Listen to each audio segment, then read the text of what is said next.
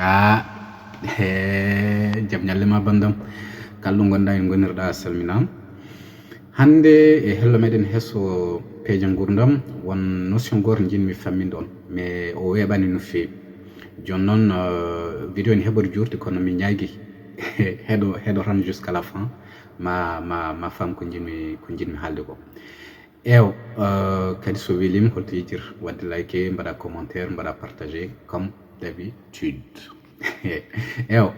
hande jinnomi ko haalande moɗon ko fati e notion isolement social mi anda soɗon keewi ƴewtade walla wittade ko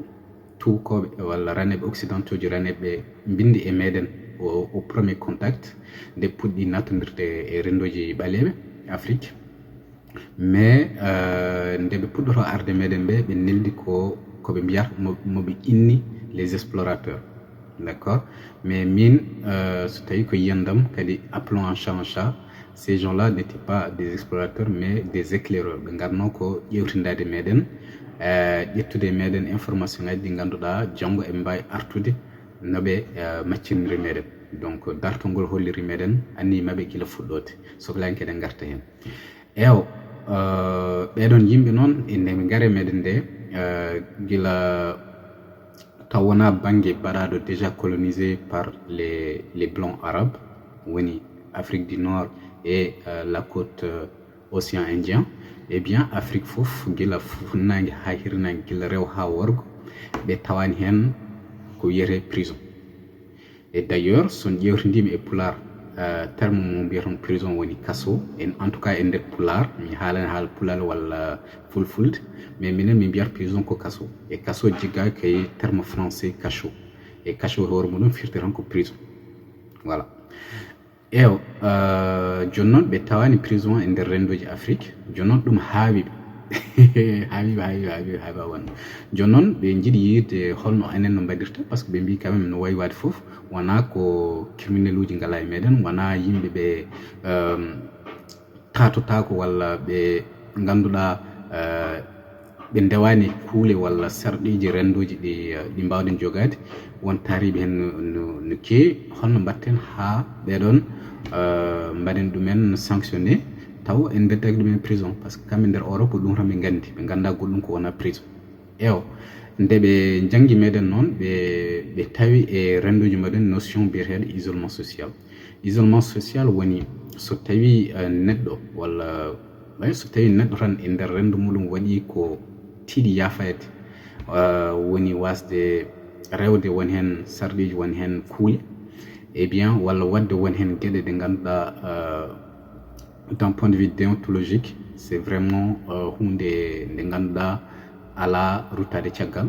eh bien dans les sociétés africaines en beddata ko oɗon neɗɗo e prison en mbarata ɗum niga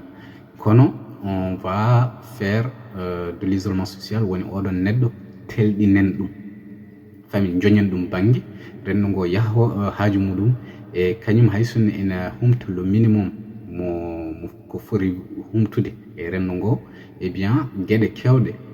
ɗe forno heɓde rendu ngo heɓata e muɗum saabu rendu ngo en jogui ce qu'on appelle une mémoire collective ina siftoro bonande nde oɗon neɗɗo waɗi nde e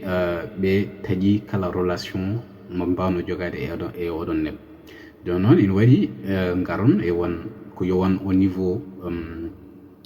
de plus petite échelle woni sa ari tan e groupe d'amis walla gara e wuuro walla gara e leydi no worno eh bien ma taw hen yimɓe telnaɓe saabu ɓe jaɓani rewde won kuule ɗe rendugo feeji voilà joni noon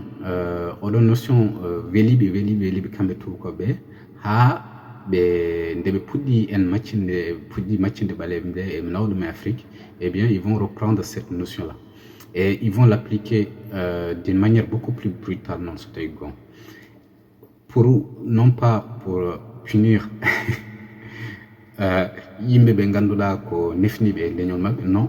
mais pour haɓorade ɓaleɓe maccuɓe ɓurɓe wawde haɓanade système moɓe goni wadde en place o on paami so tawi oɗon jiɗɗi des informations supplémentaires oɗon mbawi wadde renseigner c'est largement documenté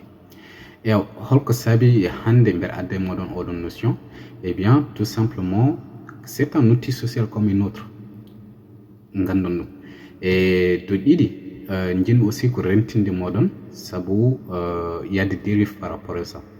won sahaji won ma won ji neɗɗo ni teeli cikkon telni ɗum ko rendu muɗum taw oɗon neɗɗo ko kañum telni hoore muɗum sabu c'est des personnes qui sont autosuffisants e haaju maɓɓe rendu maɓɓe heewani no feewi donc eɓe usti yaadu maɓɓe e rendu maɓɓe et ils ont réduit leur relation à leur rende au strict minimum. Donc volontairement ɓeɗon yimɓe ils vont s'isoler ɗum ko goo e to ɗiɗi e kala rendo mo mbawɗa arde ma taw hen groupe ɓurɗo wonde influent e nder hen des fois va utiliser cet outil là pour se débarrasser de la concurrence. Donc won yimɓe aussi ɓe garata ene telna e nder rendo telnani ɗumen sababude ferguirade non telniɓe ko jogade ambition mo ganduɗa welani le groupe dominant ou la personne la plus influente e nder rendu. Donc aussi mbattanen haqqille no feewi. Donc joni noon jimiran ko yon pamɗum e kadi gandon limite oɗon systéme e ko ɗum tan gannon jubbande moɗon oɗo hande e bandiraɓe ɗo jaam e kisal woni moɗon on calminama